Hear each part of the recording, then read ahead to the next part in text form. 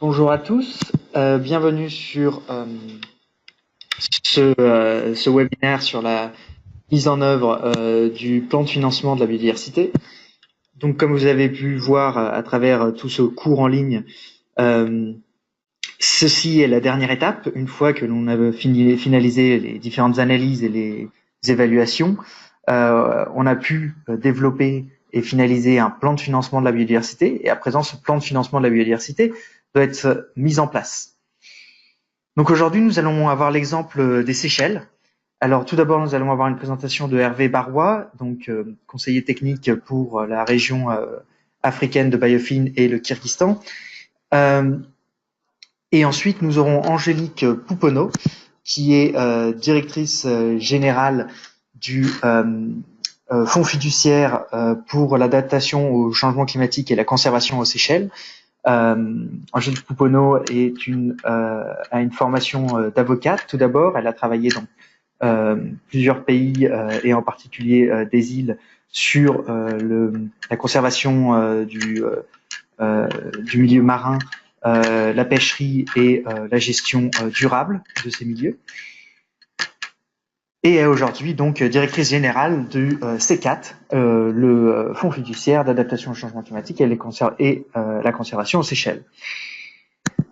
Donc nous allons tout d'abord commencer par l'expérience des Seychelles, de Biofin Seychelles et comment ce plan de financement va être mis en place dans le pays. Donc Hervé, c'est à toi.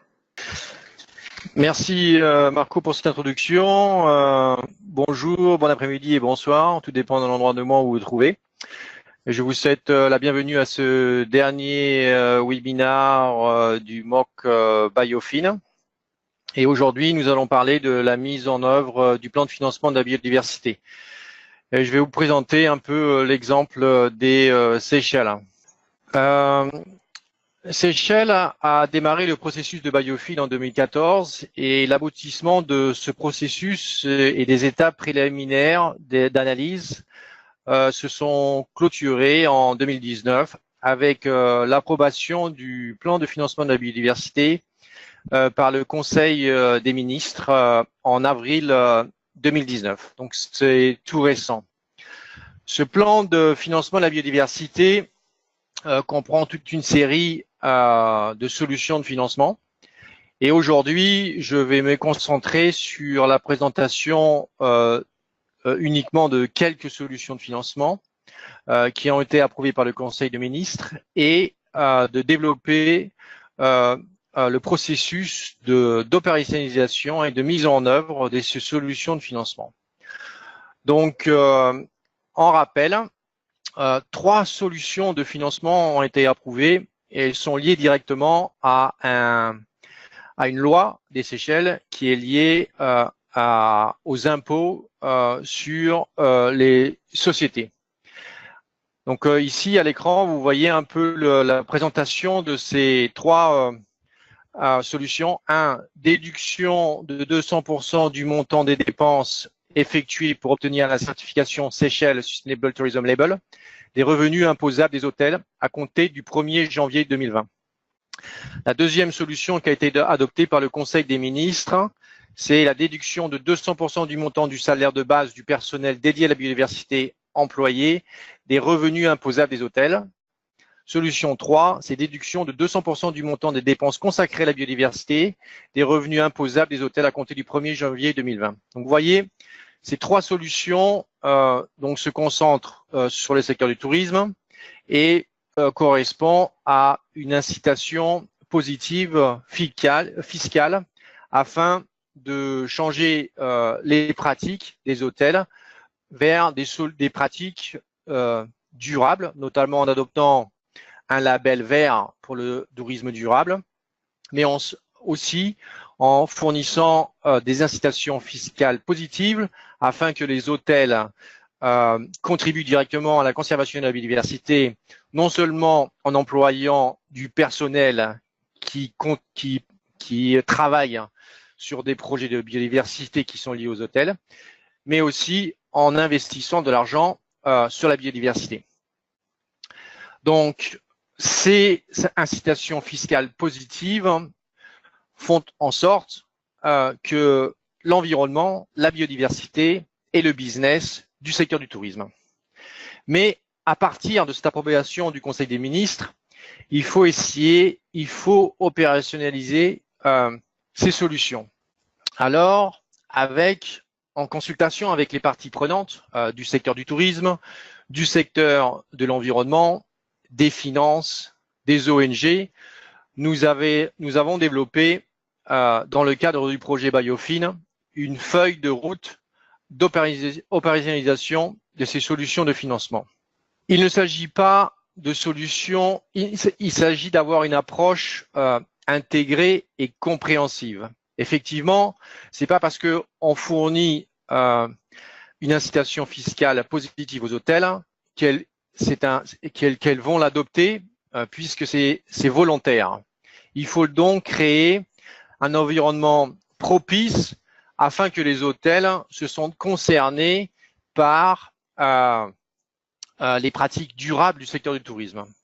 C'est pour ça que la TAP 1, qui est présentée ici, intègre cette dimension-là et se concentre sur la mise en œuvre d'un système ou d'une campagne de sensibilisation et un appui technique pour assurer que tous les hôtels de taille moyenne, de 25 à 50 chambres, et les grands hôtels de plus de 50 chambres, et les hôtels qui sont sur des îles privées, pour qu'ils obtiennent la certification du label du tourisme durable des Seychelles dans un délai de 5 ans à compter du 1er janvier 2020. Donc, qu'est-ce qu'il faut faire pour appuyer ces hôtels à intégrer ces dimensions durables? Premièrement, c'est d'établir la liste des hôtels dans ces catégories qui devront adopter le SSTL. Donc, pour établir cette liste-là, il faut la participation de la Seychelles Sustainable Tourism Unit et de Biofin. Et l'agence responsable, c'est le ministère du Tourisme. Donc, nous avons établi aussi un calendrier d'activité. Vous voyez que cette étape est en cours actuellement. En fait, elle a déjà été finalisée. La deuxième étape, c'est une évaluation des hôtels et établissement de la liste des besoins par hôtel pour obtenir le SSTL. Donc, il faut envoyer des personnes dans la liste des 5 hôtels. Au Seychelles, il y a à peu près 50 hôtels. Et il faut essayer d'identifier quels sont les besoins auprès de chaque hôtel afin qu'ils puissent obtenir ce label vert. Troisièmement, il faut appuyer techniquement les hôtels à obtenir ce SSTL. Effectivement, la capacité des hôtels, généralement, les hôtels de moyenne taille est relativement limitée. Donc, il faut les appuyer pour qu'ils puissent identifier les technologies appropriées pour leur hôtel et qui leur permettraient d'obtenir ce label vert. Et quatrième étape, c'est d'essayer de diffuser des informations sur le Seychelles Sustainable Tourism Label dans tous les hôtels et de les sensibiliser à l'importance des pratiques durables. Effectivement, si les hôtels ne comprennent pas l'enjeu et l'intérêt d'adopter des pratiques durables, ils ne seront pas intéressés d'investir dans ce label vert et ne feront pas usage de cette fiscalité positive qui doit être mise en place. Deuxième grande étape, il faut renforcer les capacités du ministère du Tourisme et notamment de l'unité qui travaille sur ce label vert, le Seychelles Sustainable Tourism Label. Donc, pour renforcer ces capacités, les premières étapes qui ont été identifiées, c'est identifier les besoins de l'unité pour mettre en œuvre les résolutions du Conseil des ministres. Deuxièmement, c'est d'établir un budget pour cette unité et soumettre ce budget au budget supplémentaire de l'État pour 2019 et 2020, mais aussi essayer de mobiliser des ressources extérieures afin d'avoir une capacité très forte pour pouvoir mettre rapidement en œuvre les résolutions du Conseil des ministres. Troisièmement, il faut aider cette unité à recruter des assesseurs externes afin d'évaluer les besoins des hôtels pour adopter ce label vert et fournir un appui technique aux hôtels. Quatrièmement, il faut sélectionner ces assesseurs et les recruter. Donc, on a estimé qu'il fallait à peu près une vingtaine d'assesseurs pour pouvoir fournir un appui technique suffisant à une cinquantaine d'hôtels aux Seychelles. et il faut former ses assesseurs. Donc voilà toute une série d'activités qui sont proposées afin de renforcer les capacités de la Seychelles Sustainable Tourism Unit dans le ministère du Tourisme. Troisième grande activité, c'est la révision de la loi qui gère les impôts des sociétés. Donc, afin d'intégrer la résolution du Conseil des ministres qui a été récemment approuvée. Donc, il faut ébaucher le règlement modifiant le Business Tax Act. Cette ébauche, finalement, devra être signée par le ministre. Elle devra se faire sur la processus de consultation de l'industrie du tourisme et en consultation, évidemment, avec le ministère des Finances. Les différentes parties prenantes qui ont été retenues, donc c'est le bureau du procureur qui est responsable de rédiger les ébauches des règlements à la demande des ministères concernés. Et Biofin a son rôle à jouer dans ce processus. Et effectivement, cette proposition de réglementation devra être faite en consultation avec le secteur privé du tourisme. Deuxième grande activité, c'est une fois que ce règlement est mis en œuvre, il faut déterminer les critères d'éligibilité pour les dépenses pour l'obtention de SSTL. Le SSTL, c'est un label vert qui est relativement large, qui comprend des critères non seulement sur l'énergie renouvelable, l'efficacité énergétique, le traitement des eaux usées, la collecte des eaux de pluie, la réduction des déchets, le tri des déchets, l'investissement dans les communautés, l'investissement dans les zones sensibles autour des hôtels, etc., etc. Donc, pour pouvoir profiter de cette fiscalité positive, il faut déterminer les critères d'éligibilité qui sont qui devront être appliqués pour pouvoir bénéficier de cette fiscalité positive. Donc, ces critères d'éligibilité devront être développés en collaboration avec les parties prenantes du ministère des Finances, les impôts des Seychelles, l'unité qui est responsable du label vert et Biofin. Et une liste sera établie et sera mise à disposition de l'unité responsable du label vert et les hôtels devront soumettre leur application à cette unité qui pourra la comparer aux critères d'éligibilité qui auront été déterminés par les parties prenantes principales.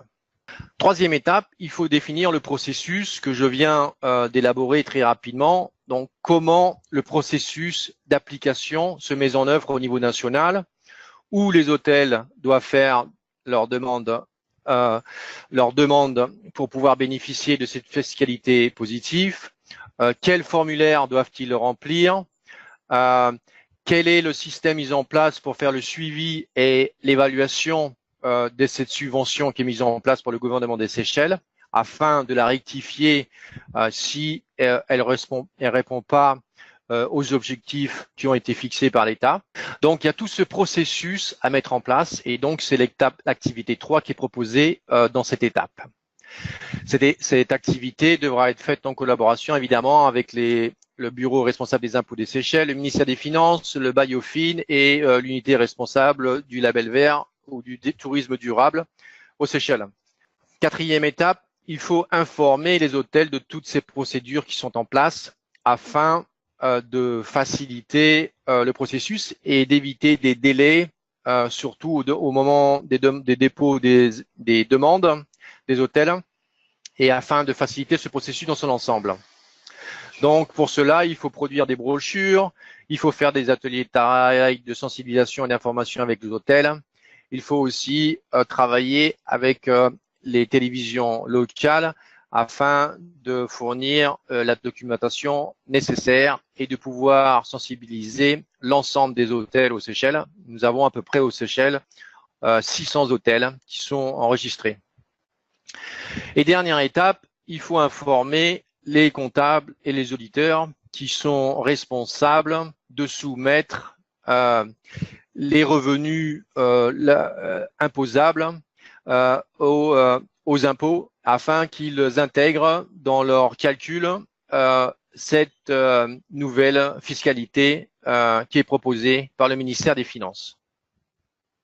Donc voilà rapidement cette feuille de route qui permet d'opérationnaliser les solutions de financement qui ont été adoptées par le Conseil des ministres. Vous voyez que cette opérationnalisation prend un certain temps puisqu'elle s'étale pour certaines activités sur une période de plusieurs années. Et vous voyez ici pour la deuxième résolution du Conseil des ministres, donc c'est-à-dire déduction de 200% du montant du salaire de base du personnel dédié à la biodiversité employé par les hôtels, des revenus imposables des hôtels. Donc vous voyez à peu près une liste un peu similaire. Donc ébauche, première activité proposée, c'est ébauche du règlement modifiant le Business Tax Act. Deuxième activité, c'est définir les critères d'éligibilité pour les déductions fiscales pour les dépenses liées à l'emploi du personnel travaillant sur la biodiversité. Donc, il faut essayer de définir d'où proviennent les personnes. Est-ce que ce sont des personnes uniquement seychellois ou est-ce que les étrangers employés dans ce cadre-là pourront faire bénéficier la compagnie qui les emploie de cette fiscalité? Si c'est que des Seychellois, de quel établissement ils proviennent? Est-ce que c'est de l'Université des Seychelles? Est-ce que c'est d'une institution plus technique? Troisièmement, de définir les tâches qu'ils devront effectuer dans le cadre de leur travail. Donc voilà un peu les critères qui devront être définis. Ces critères devront être définis avec le département de l'environnement, qui va être l'autorité qui va sanctionner l'autorisation de postuler ou de faire une demande sur ce type de fiscalité proposée. Ensuite, troisième grande activité, il faut définir le processus de certification par le département de l'environnement, développer les formulaires, définir les procédures à suivre pour les hôtels afin de pouvoir bénéficier de cette réduction fiscale et de mettre en place un système d'évaluation afin d'évaluer les performances de ces fiscalités qui sera mise en œuvre. Quatrième activité, il faut informer les hôtels des procédures en place. Et cinquième activité, il faut développer des séances d'information avec les comptables et les auditeurs afin qu'ils intègrent cette dimension lorsqu'ils travaillent pour les hôtels et afin de développer leur impôt à la fin de l'année.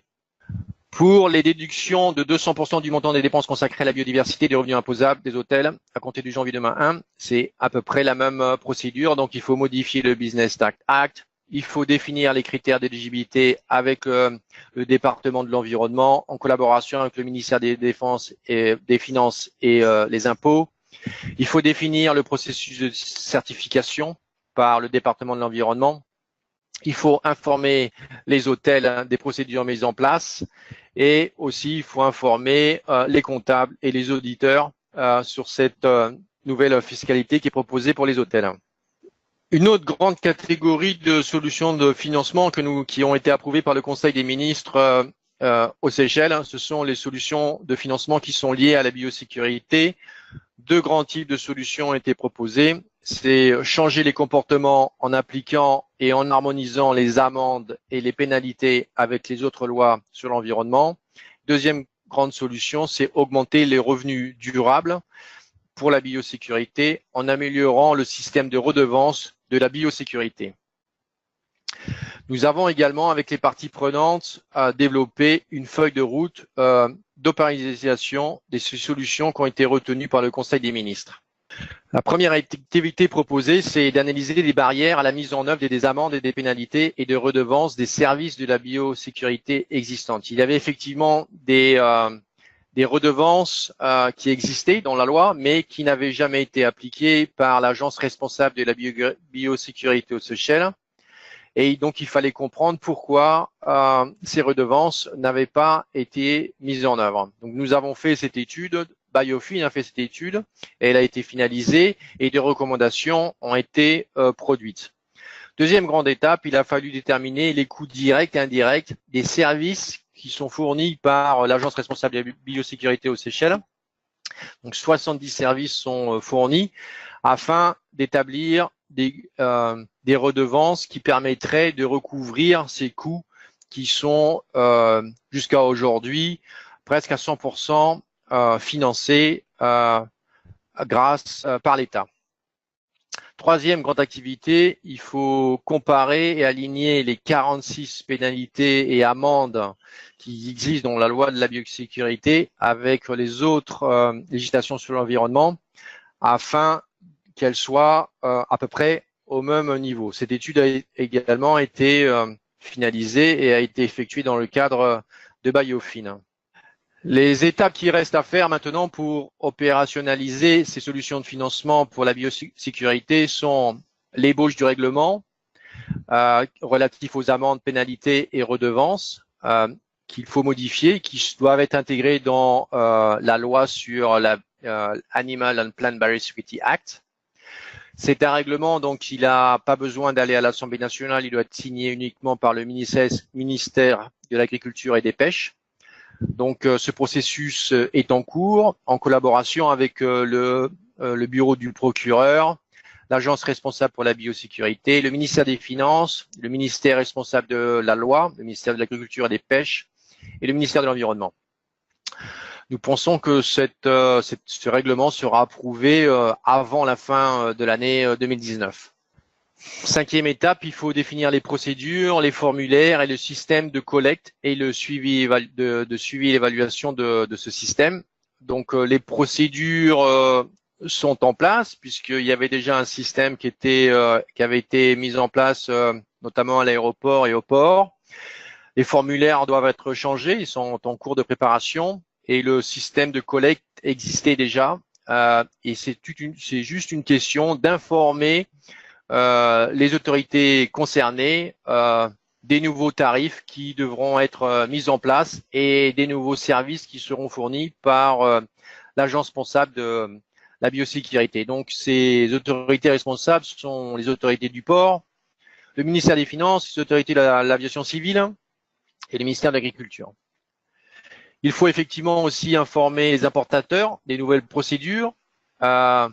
Il faut les informer des nouvelles redevances, des amendes et des pénalités, donc pour qu'il y ait une bonne compréhension de ces nouvelles procédures et éviter les retards afin de dédouaner les marchandises qui arrivent par mer ou par air. Une fois que ces règlements ont été modifiés, que le système est en place, il faut réviser la politique nationale de la biosécurité afin d'intégrer ce concept de financement durable et de recouvrement des coûts, donc qui n'est pas du tout intégré dans la politique nationale sur la biosécurité. Donc ça, c'est une étape qui devra être effectuée à partir de cette année et qui continuera l'année prochaine. Et finalement, il faut améliorer l'efficacité des partenariats avec les parties prenantes nationales afin de réduire les coûts d'opération de l'agence responsable de la biosécurité en mettant notamment en place une plateforme en ligne qui permettrait de faire des demandes d'importation, des permis d'importation en ligne et de réduire ainsi les coûts et les temps pour délivrer ces permis d'importation. Voici en quelques mots des feuilles de route qui ont été développées pour chaque solution de financement qui ont été approuvées par le Conseil des ministres. Et je vous remercie de votre attention et je vous souhaite une bonne continuation au MOOC et nous restons à votre disposition pour répondre à toutes vos questions. Merci. Merci beaucoup Hervé et nous allons passer dès à présent à Angélique Pouponneau. Tout d'abord, je voulais rappeler l'importance de la mise en œuvre en effet du plan de financement des solutions financières, mais aussi de son institutionnalisation. Les Seychelles sont un exemple parfait pour cela et on peut penser à plusieurs façons d'institutionnaliser le processus Biofin et l'idée ou les concepts de finance de la biodiversité, comme par exemple créer un master dans une université, créer une unité comme Seychelles a fait, un département dans un des ministères, afin qu'il puisse continuer la mise en place du plan de financement ou pour chaque année ou tous les 2 ans des analyses des dépenses publiques et des évaluations de besoins de financement. Et donc, il faut bien garder aussi en tête c'est l'importance de l'institutionnalisation et du long terme, de la mise en place de de solutions financières qui vont avoir un effet aussi à long terme. Merci beaucoup Hervé, et à présent nous passons à Angélique Pouponneau, directrice générale du Fonds fiduciaire pour l'adaptation au changement climatique et la conservation des Seychelles, le C4. Bonjour, je m'appelle Angélique Pouponneau et je suis la directrice générale de C4. C4, c'est le Seychelles Conservation and Climate Adaptation Trust. Et aujourd'hui, je veux vous expliquer comment nous finançons la conservation de la biodiversité avec un mécanisme innovatif. Alors, pour commencer, le Seychelles Conservation and Climate Adaptation Trust est un fonds fiduciaire public-privé créé par un acte de Parlement en 2015 dans le but d'administrer l'échange d'est nature, dont l'objectif est de préserver les océans et développer la résilience face au changement climatique. Avec le support de le Nature Conservancy, C4, encore Seychelles Conservation and Climate Adaptation Trust, a été initialement capitalisé en 2015 avec les produits provenant de la conversion d'une dette de 21,6 millions du gouvernement des Seychelles et l'engagement de protéger 30% du zone économique exclusive. Et avec cet arrangement, C4 fournit un flux de fonds durable pour la gestion et à long terme et l'expansion du système des aires marines protégées des Seychelles, des pêcheries soutenables et d'autres activités qui contribuent de manière significative à la préservation, la protection et le maintien de la biodiversité et l'adaptation au changement climatique. Le change d'être nature a créé 3 flux de fonds dans ces 4. Premièrement, on a la responsabilité pour repayer l'investisseur d'impact pour permettre de distribuer annuellement 750 000 dollars américains à travers un Blue Grants Fund. Et troisièmement, pour capitaliser un fonds de dotation avec 151 000 dollars américains par an avec une valeur espérée à maturité de 6,7 millions de dollars américains. C4 a attiré d'autres flux de financement d'organisations philanthropiques, bien sûr Leonardo DiCaprio et des individus de tel prestige, et continue de faire appel et développer d'autres mécanismes innovatifs afin d'augmenter ses actifs. Les produits provenant de Seychelles Blue Bond contribuent aussi à la capitalisation de C4 Blue Grants Fund pour le soutien de l'utilisation durable de zones marines protégées et l'amélioration de la gouvernance de pêcheries prioritaires. L'objectif de C4 est de décaisser 750 000 dollars américains par an à partir de 2018. Afin de soutenir ODD 14, C4 s'engage à partager ses connaissances et ses expériences avec d'autres petits États insulaires en développement et d'autres initiatives dans l'océan Indien occidental, par exemple à travers la Convention de Nairobi, le canal du Nord du Mozambique et le Coastal Challenge dans l'océan Indien occidental. Peut-être pour regarder bien clair les objectifs de C4, C4 s'est engagé à développer des collaborations créatives solides et pérennes afin d'avancer sa mission.